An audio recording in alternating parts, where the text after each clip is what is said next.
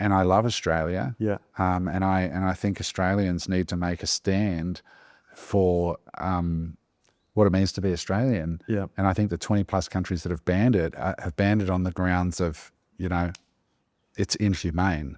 Yeah. And this is where Mark and I sort of got into a bit of a thing when I said, there's other things we have laws for. And I said, well, there's lots of things we have laws for: stealing, raping, these are all illegal. And when I said, why isn't the burqa any different to that? And he said, well, it's not against the law. I said, well, that's my point. That's why laws exist. Yeah. So I think these types of things, it comes from a combination of that kind of experience in my personal family life, and also my own upbringing in a church, which I grew up believing I was going to burn in hell, because when I looked at a girl when I was 14 years old and my mate showed me a Playboy, I was like responding to that. I'm like, oh my God, like this is the most beautiful thing I've ever seen in my life. Right. Being a woman, right? Yeah. And my mates would just like go out and like they had no guilt, no nothing. They were just boys, right? Whereas I was dealing with trauma. Like I honestly thought, because you'd seen this picture. Because I'd seen this picture and thought about it afterwards and done the things that little boys do when they see these things. Right. And I honestly carried this guilt that I was going to go to hell, and this genuine fear every Sunday when I was sitting in the church, we're hearing the pastor preach about lasciviousness and, all this. And like, and I carried this as a child, this fear, this genuine fear that if God, because it was one of those churches that God was going to come back at any moment, and that if you weren't right with God at that moment, and I'm a 14-year-old boy thinking about naked women every day. All right. I'm going to die. I'm screwed Stop here. Stop thinking. Stop thinking about it. Stop thinking about it.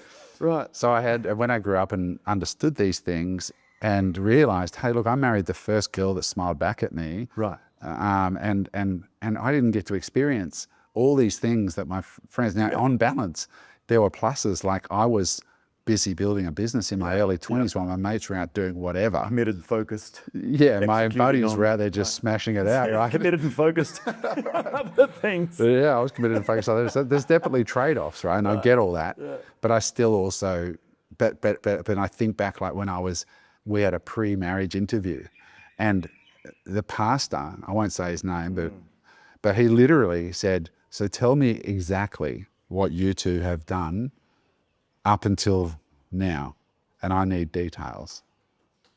Like, ooh, like I was 18 or 19. Right. Having this discussion. He wanted the details of now we did wait till our marriage night to have sex. Consummate. Yeah, oral sex or the other. Right. Or actual penetration. But everything else that you do, the petting and the whatever else you do, he wanted the details of all of that. And he asked that about, and I look back at it now and I'm like, dude, you're a bit messed up. Is for the job, or is this for your wank bank? Yeah, right? For the wank bank, basically. And so I have this issue with churches because I now understand that they're power structures. Right. And it's taken me a while to come back around to sort of just being able to really separate a relationship with God from a church. Mm-hmm. And my days of churches are definitely over. My days of God are actually growing. After the Charlie Kirk assassination. Yes. A lot of people have kind of reconsidered. Big Chocky was talking about it just the other day on the podcast. He interviewed him, that he'd gone for the first time, bought a Bible or whatever. Did that happen to you as well? It did. Actually, you were with me through quite a powerful experience that we both shared in London. Yeah. And what, for the viewers who don't know what we're talking about, Tommy and I, on this podcast, we had Tommy Robinson on. Yeah. And we're fortunate to have Tommy on the pod, and then Tommy afterwards invited us to his rally in London, which was the largest street demonstration in European history, which is saying something, right? European history, not just British history, all of Europe. And Europe's had a lot of unrest over the years. Mm-hmm. So estimates were between 1 and 3 million people were on the streets that day. You and I, and Perry. Yep. We were in the media pit with about 100 other people in the media pit, and then 1 million people from around the world. Yeah. It was wild. Yeah. But I was very emotional that day, and you filmed that clip of me with the veteran. Yeah, I was doing the behind the scenes capture. Yeah, you did it with the iPhone, I think. With the iPhone. And Perry actually turned it off, and I thought, no, let's film get it this. on. This is really what's happening. And it went, that clip went to 4 million views. Jerry Seinfeld's wife actually reached out to me from New York, having watched that clip. Wow. Just a few months ago, a couple of months ago. So it reached a lot of people.